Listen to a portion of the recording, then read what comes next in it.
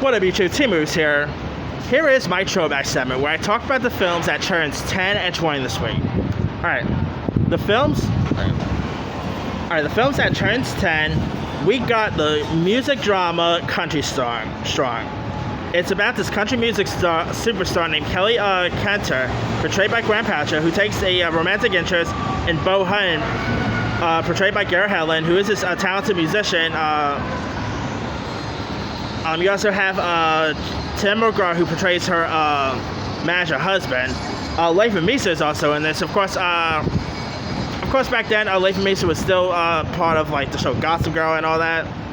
Anyway, I love Country Song. I think it was probably one of Graham Poucher's best performances in recent years. It's terrific. I mean, great music. I mean, whoever knew that Graham Poucher could sing well, she played the character really decent. I mean, I do like country music and all. I mean, I never really obviously I was raised in New York City, so I didn't really was raised with country music or anything. But I still think country music is really decent, and I always do like me a good film about country music. And this is definitely a really good one. If you guys haven't really seen Country Strong, definitely give it a shot. Alright, also turning 10, we got Lil Fockers. This, this is the third installment of the Meet the Parents franchise. Of course, there was, it's crazy that this year Meet the Parents turns 20, while the third film in the franchise, Lil Fockers, is 10 years old. I mean, Lil Fockers, of course, featuring Ben Stiller and Terry Polo, who ends up, having kids this time around. You got Robert De Niro once again. You had Dustin Hoffman back in this. Owen Wilson. You also had new additions like Jessica Alba was in this. Kevin Hart. I mean, Lil Fockers it's not as good as Parents or Meet the Fockers, but I still thought it was really decent. It was still really hilarious. I'll be down to check out a fourth one if they ever make one. Alright, also turning 10, we got the Coen Brothers film True Grit. Now, of course, this is a remake of the other classic John Wayne tale. Starring a very young Haley Steinfeld as Maddie Ross, who hires Rooster Cogburn, portrayed by Jeff Bridges, to pretty much track down the people responsible for killing her parents. You also had Matt Damon was in this. You had Josh Brolin. Like I said, it was directed by the Coen Brothers, and it's usually rare for a remake to be better than the original. Now, the original with John Wayne is a classic. I probably actually prefer the Coen Brothers version. I thought the Coen Brothers one was great. Jeff Bridges, of course, scored an Oscar nomination for his performance. I believe Josh Brolin scored one, if I'm not mistaken. Haley Steinfeld, I believe she was only 12 or 13 when she did this movie. I mean, of course, Haley Steinfeld is a little bigger now because of stuff like Pitch Perfect 2, Edge of 17. Not to mention she's going to be a Kate Bishop in the upcoming Hawkman series. So can we check the Hawkeye series, I should say. So yeah, I mean, if you guys haven't really seen True Grit, definitely give that one a go. Also turning 10, we got a guilty pleasure of mine, and that is the film adaptation of Gulliver's Travel. Now, this is, of course, based on their classic book series, featuring the likes of Jack Black. You had Amanda Peet. You had Jason Segel, Emily Blunt. By the way, fun fact, Gulliver's Travel is actually the reason why Emily Blunt did not play a Black Widow in Iron Man 2. Just want to throw that out there. Anywho, that aside, I know so many people hate Gulliver's Travel. It has like a 20% on Rotten Tomatoes. It's not that great of a film. I would admit that right now. It's a bit of a guilty pleasure. I mean, Jack Black was really hilarious here. It was also directed by Rob Letterman, who directed stuff like Shark Tales. He also recently put out Pokemon Detective Pikachu. I kind of got a kick out of Gulliver's Travel. I actually saw 3 of these films in theirs. I saw, Lil Fox's theirs, True Grit, Country Song, and Gulliver's Travels all in theirs when they got released. And I really Gulliver's Travels is much better than people give it credit for. It's a pretty dumb film, but it is what it is. But hey, it's Jack Black. Where you're getting with a Jack Black film, and it was also pretty cool to see a Saving Silverman reunion for this, by the way, between Jack Black and Amanda Peet. I thought that was pretty cool. All right, film turning 20 is one of the films turning 20 this week is probably my favorite film on this list. And that is the classic Tom Hanks film, Castaway. Now, Tom Hanks, of course, has a new film this week called News of the World.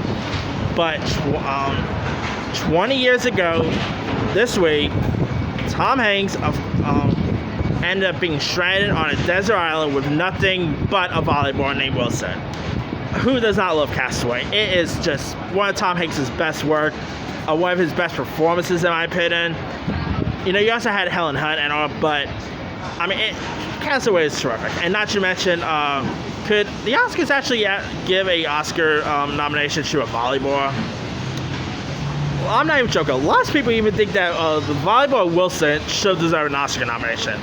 It's a bit of a dumb idea, but that would have been cool if the volleyball got an Oscar. But anyway, that aside, of course, it was directed by Robert Zemeckis, who ended up reteaming with Tom Hanks because they have. Prior to the film, they also worked on Forrest Gump together. They did The Polar Express. Not to mention, they're doing the upcoming Pinocchio film, so there's that. I mean, those two really work well together. And I mean, if you guys ever listen to Castaway, give it a shot. I mean, Wilson, who did not love that line? Anyway, speaking of the Coen Brothers, also turning 20, we got Oh Brother, Where Art Thou? Now, Oh Brother, Where Art Thou is pretty terrific. You know, you had George Clooney, you had John Turturro, Tim Blake Nelson, John Goodman, really good music in this. You know, here you have Ulysses Ever, portrayed by George Clooney, who is having difficulty to adjust to his labor census in Mississippi, so he ends up scamming his way off the chain with Sybil Delmer, portrayed by Tim Blake Nelson, and Mela Justice, Pete, played by John Turturro. And so the trio ends up setting out to pursue freedom and promise on a fortune in a buried treasure. I mean, this is pretty much like a treasure hunt based film. It's not really Coen Brothers' best work or anything. That will probably go to The Big Lebowski. But it's still a really good one. John Goodman, George Clooney were all terrific in this. The adventure scenes were pretty good. It's hilarious. I mean, if you guys have really seen Oh Brother, Where Art Thou, check it out. I mean, boy, talk about two Coen Brothers movies this week. That's something. Alright, also turning 20, we got the Billy Bob Thornton directed film, All the Pretty Horses, where a young Texan named John Grady finds himself without a home after his mother sells the ranch where he has spent his entire life. And so Cole and his pals end up embarking on a adventure that will test their relentless march and change their lives. I mean, you also got Matt Damon, Penelope Cruz, Lucas Black, Henry Thomas, aka Elliot from E.T. is in this. It's a pretty decent film. I mean, of course, Billy Bob Thornton has directed before. He did Sling Blade. I mean, Billy Bob Thornton is a pretty solid filmmaker. And All the Pretty Horses is a really decent romantic film. Great score. I mean, if you guys have not really seen it, give that one a go. Alright, other stuff that turns 20, we got the Sandra Bullock classic, Miss Congeniality, which I'll be down to check out the third one. I mean, Miss Congeniality was pretty decent. The second one, not so much. You also have a J. King in that, so there's that. There's the film Before Night Falls, which stars the likes of Johnny Depp, Javier Bardem, and Sean Penn. And it's from the same director who gave us the movie The Diving Girl and the Bell, The Diving Bell and the Butterfly a couple years. There's also turning 20, there's Dracula 2000 with Christopher Plummer as Abraham Van Helsing, with Gerard Butler as Count Dracula. Of course, it was directed by Patrick Lester, who also gave us My Bloody Valentine, Drive Angry. A pretty decent filmmaker right there. There's The Family Man, which was directed by Brett Ratner. A really decent Christmas film that starred the likes of Nicolas Cage, Taya Leone. A really decent family-based Christmas film. And last but not least, there's a David Mamet directed film, State and Maine, where a big-budget movie crew descends upon a quaint New England village, and there's also corruption that happens in this.